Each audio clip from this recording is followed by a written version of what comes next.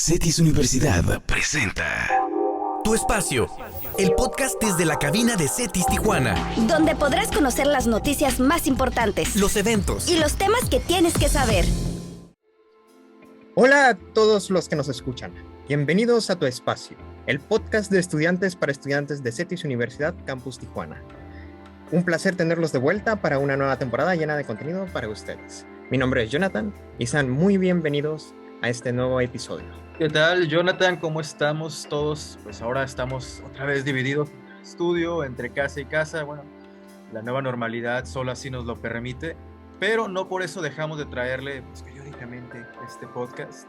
Yo soy Ángel, estoy muy emocionado de verlos otra vez, con un nuevo invitado, un nuevo tema muy interesante. Nos gusta traer ese tipo de temas que quizá no vienen a la mente directamente cuando pensamos en un podcast de estudiantes para estudiantes, pero que son muy importantes y es creo que el objetivo de tener este espacio. Oscar, ¿cómo estás el día de hoy? ¿Qué tal? Muy bien, gracias Ángel, Jonah, un placer saludarlos de nuevo y un placer poder estar de nuevo en esta grabación de mi podcast favorito.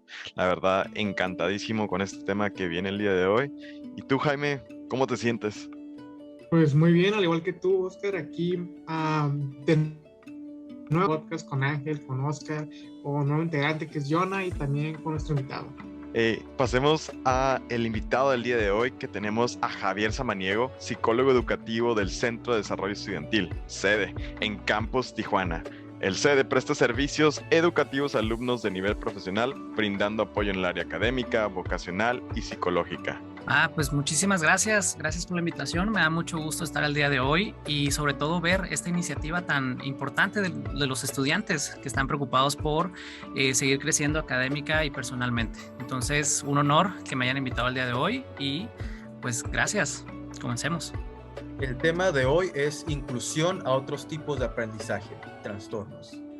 Y tenemos entendido que va en relación a pues las diferentes bases cognitivas que tenemos de forma individual, ¿no? Hay quienes tienen formas diferentes de aprender, de entender el mundo, que pudieran ser en ocasiones quizás estigmatizadas por las instituciones educativas o por compañeros, ¿no? Compañeros de clase, compañeros de trabajo, compañeros de vida, ¿no?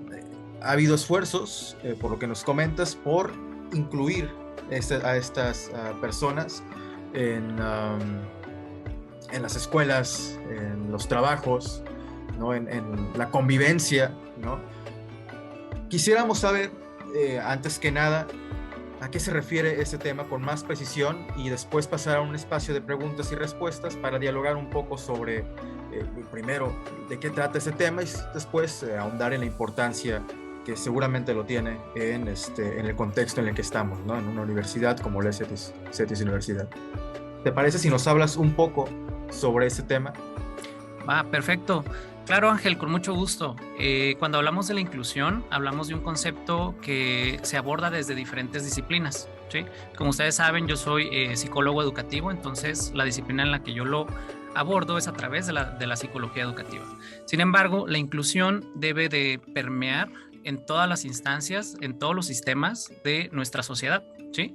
Desde las instancias más grandes, que son las que generan las leyes y regulan las normas de convivencia, por así decirlo, como las políticas públicas, las instituciones de gobierno, instituciones no gubernamentales, instituciones educativas, etcétera, ¿sí? Entonces, esa es una forma de abordarlo, ¿no? La inclusión como una política pública para promover una mejor convivencia social, ¿no? Entre todas las personas.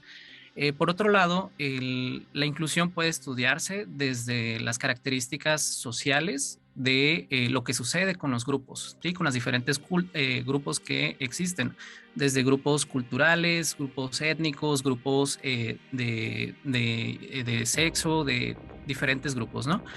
Y luego tenemos una instancia que tiene que ver ya más con mi expertise o mi área de trabajo, que es la psicología, ¿sí? Que ya está más enfocada hacia el individuo, ¿sí? Entonces, la inclusión dentro de todas estas capas que les he estado comentando es un concepto que se sigue construyendo y sobre todo en los últimos años ha ido avanzando, ¿no? Pero ahorita nosotros entendemos por inclusión, a manera general, es el sentido de pertenencia que tienen las personas hacia un grupo de convivencia social o un grupo social, ¿sí? Entonces, este concepto tiene tres aspectos muy importantes. Uno, que es la pertenencia, que la persona sea parte de un grupo sin perder su identidad propia, ¿sí? O sus características individuales. Eso es muy importante. Y otra es que el grupo esté dispuesto y abierto a la inclusión de todas las personas que tienen sus propias características individuales y diferentes, ¿no? Entonces, eso es lo más importante que incluye este concepto, ¿no? Te comento nada más como modo de revisión. Ha ido evolucionando, sobre todo desde los 80s, hacia hablar de inclusión. Antes se hablaba de integración, ¿sí? De integración o integrar a las personas. Sin embargo, la integración se refiere a nosotros como grupo o un grupo. Ellos están en su propia dinámica y metemos a otras personas que van a estar en su propia dinámica, pero dentro de nuestro grupo, sin incluirse a la dinámica del grupo, ¿no? Las actividades que hacen o a los fines o los propósitos. Y actualmente, perdón, sí, adelante. Este tipo, la inclusión, ¿no? A diferencia de la integración, hacia qué los esfuerzos actuales, digamos, al menos los que ese CETIS, hacia qué va encaminado, a quiénes es prioridad incluir en este momento. Ok, buena pregunta. Generalmente ahorita, como hablo de inclusión, la inclusión como tal es un concepto o es una forma de vivir que abarca a todos, ¿sí? A cada uno de los más de 7,000 millones de personas que vivimos en el mundo. Somos seres sujetos a ser incluidos en un grupo. Sí, es una necesidad del ser humano formar parte de un grupo y convivir y tener relaciones interpersonales, ¿no? Con otras personas. Entonces, cuando hablamos de inclusión como tal, es para todas las personas, ¿sí? Para ti, para mí, para sus compañeros, para todos. Sin embargo, cuando hablamos ya de la inclusión desde los esfuerzos de la política pública, desde estas instancias, ¿no? de gobierno, de educativas y demás, se ha ido enfocando cada vez hacia los grupos de riesgo, ¿sí? Hay ciertos grupos que están más en riesgo que digamos que el resto de personas por ciertas condiciones o características personales, ¿no? Individuales. Entonces, cuando hablamos de inclusión, en inclusión educativa, por ejemplo, hablamos de sumar esfuerzos para incluir a las personas que puedan estar en riesgo de no recibir una educación de calidad, al igual que sus compañeros, ¿sí? Entonces, hablamos de grupos de riesgo como personas con trastornos del desarrollo, trastornos del aprendizaje, trastornos por ejemplo, del lenguaje, de la conducta, etcétera.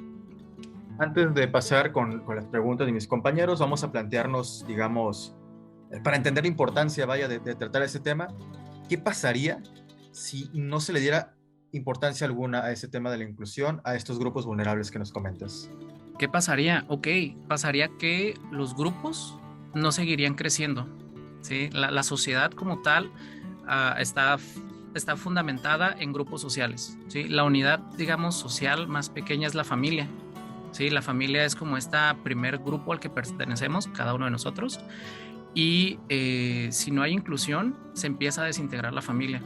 Y la familia de ahí sigue otro nivel que es ya los amigos, por ejemplo, los compañeros, que para las personas en desarrollo, los niños, los adolescentes, el segundo lugar de convivencia es la escuela, ¿sí? Como el más común es la escuela o en donde conviven con sus pares, con sus compañeros y demás.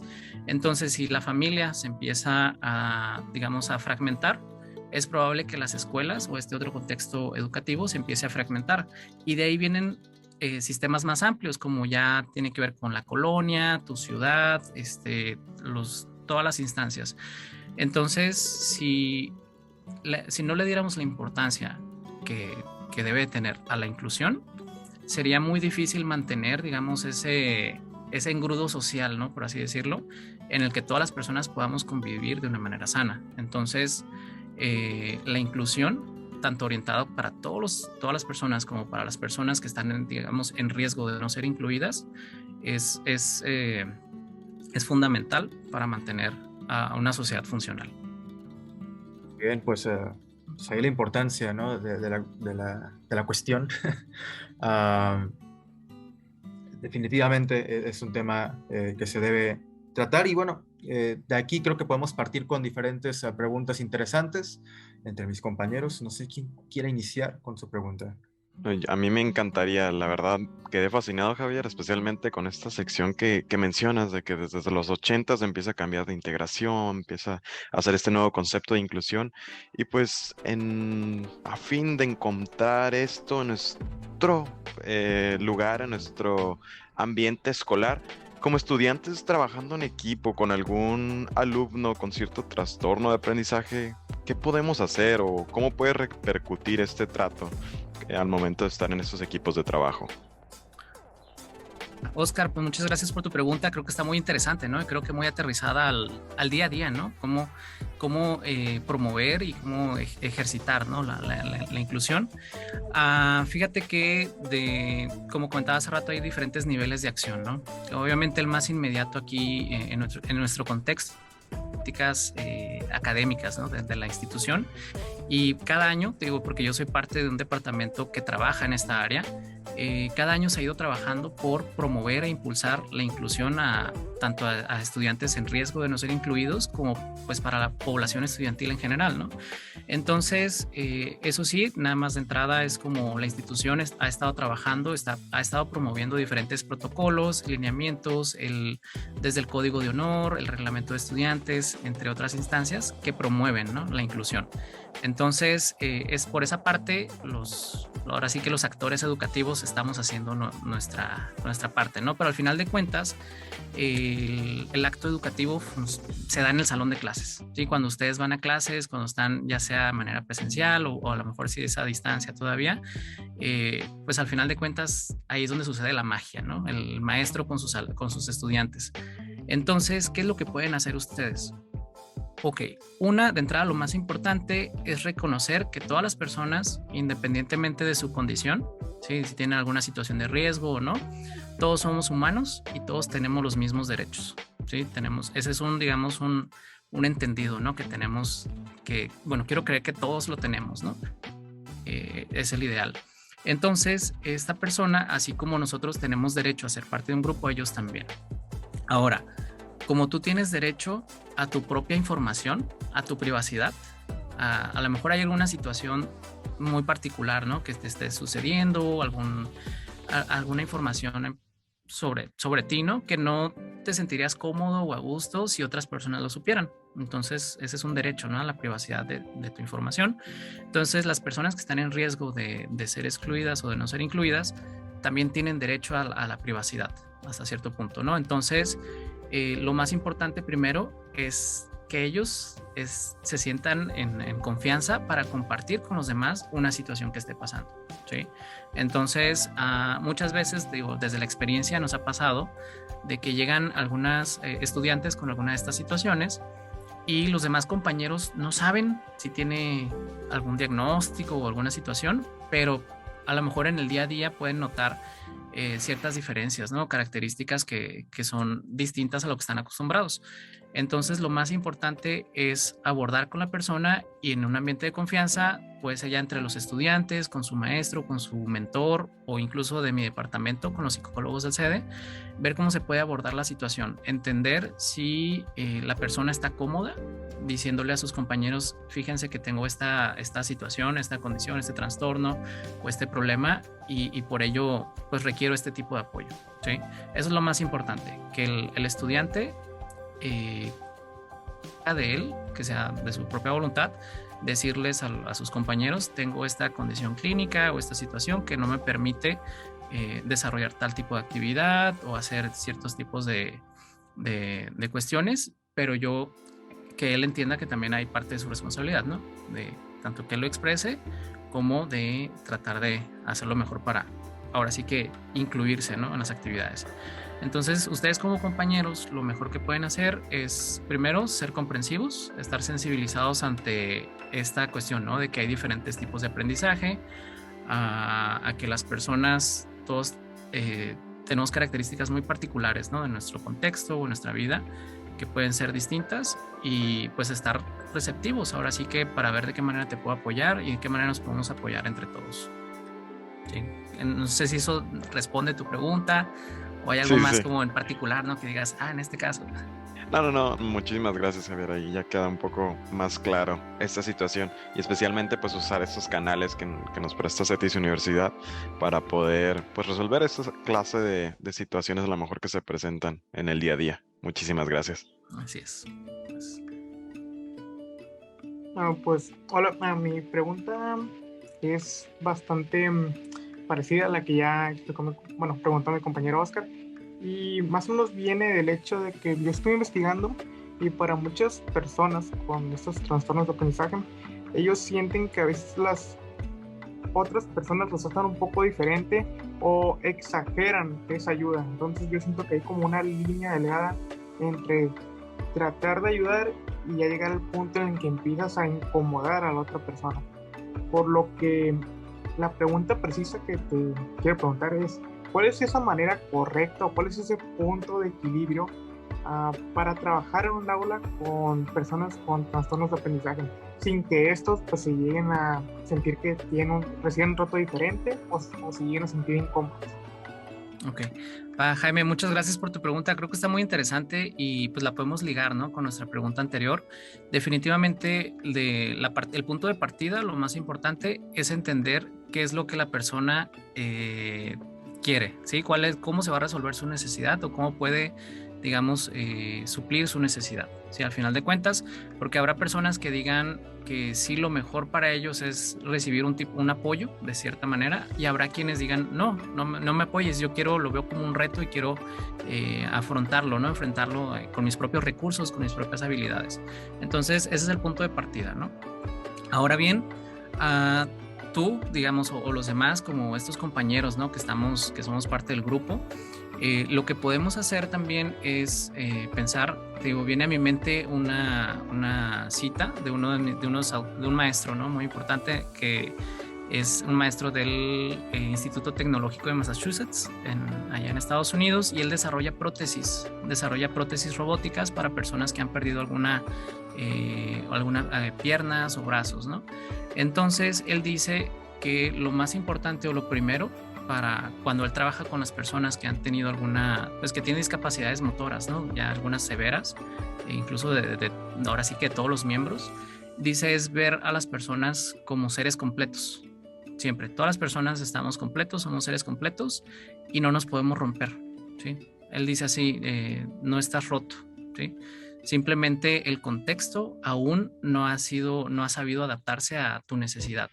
Entonces, si cada uno de nosotros nos sensibilizamos a que son personas, igual que tú y yo, podemos decir, él también dice, ¿no?, de esta cita, dice que alguien podrá ser más alto que yo, más rico que yo, no sé, más famoso que yo, pero algo que no va a poder ser más que yo es ser más humano, ¿sí? Somos humanos y somos iguales en esa condición. Entonces, si nosotros entendemos que es una persona, es un ser humano, pues vamos a entender que pues es como todos los demás, es como yo, ¿sí? Entonces, desde ahí podemos partir de que es una persona que a lo mejor, así como todos nosotros, yo también habrá retos que tengo y habrá cosas que se me facilitan más. Todas las personas tenemos cosas que se nos dificultan y otras que se nos hacen más fáciles. Ellos también, ¿sí? O las personas que tienen alguna discapacidad o algún riesgo de ser no incluidas, por supuesto que también tendrán fortalezas y áreas de oportunidad, ¿no?, o de apoyo. Entonces, entender eso. Yo creo que esos dos principales puntos, entender que es una persona con sus propios miedos, con sus propias fortalezas, con sus propósitos, etcétera, y ahora sí que entenderlo, ¿no?, qué es lo mejor, cómo te puedo apoyar, ¿sí? No tratar yo porque es muy fácil, ¿no? Desde mi punto de vista, yo creo que tú necesitas esto, ¿sí? Si tienes una dificultad, no sé, visual, es que yo creo que necesitas esto para tus clases. No, al final de cuentas es a lo mejor sí orientar a la persona, pero eso ya es trabajo, digamos, de acá los psicólogos, ¿no?, los que se especializan en ello, como de ayudarlos a entender sus necesidades y sus fortalezas, y ya pues que ellos también lo usen como herramienta, ¿no?, decirle a sus compañeros, oigan, yo tengo esta dificultad, ¿me pueden apoyar con esto? ¿sí? Entonces, creo que lo más importante, si me dijeras ahorita, es esto que están haciendo, sensibilizarnos ante el tema y concientizarnos. Yo pues puedo notar que es como un fallo en la comunicación, ¿no? O sea, como que una persona actúa antes de preguntar a la otra qué es lo que necesita, qué es lo que quiere, cómo se siente con ella. Así es, entonces, y te digo porque incluso como psicólogo a veces es difícil entender, ¿no? Separar esta parte de lo que yo creo que la otra persona necesita a lo que realmente la persona necesita, ¿no? Entonces, es de ejercitarlo, ahora sí que de diario. Sí, eso es lo que yo considero que es tan interesante de la pregunta de Jaime en específico. Creo que es el hecho de que realmente mientras más uno lo quiere, está haciendo su esfuerzo o intentos por responder a aquella pregunta, realmente no hay como una respuesta concreta en sí. Y es que es por el hecho de que, o sea, sí hay individuos que pueden compartir como mismas ciertas como dificultades a la hora del aprendizaje, ya sea pues físicas o mentales, o incluso ambas, pero el hecho es que todo al final recae del individuo en sí. Hay veces en donde dos personas pueden compartir como las mismas dificultades y uno puede pedir más ayuda que el otro, tal vez porque simplemente tiene a veces esa urgencia por querer la ayuda de una persona. Eso es lo que considero que es tan interesante de esta pregunta. Y aparte, al final, creo que otra cosa que, pues, creo que como bien lo has mencionado, creo que ha sido el concepto de la comunicación en sí.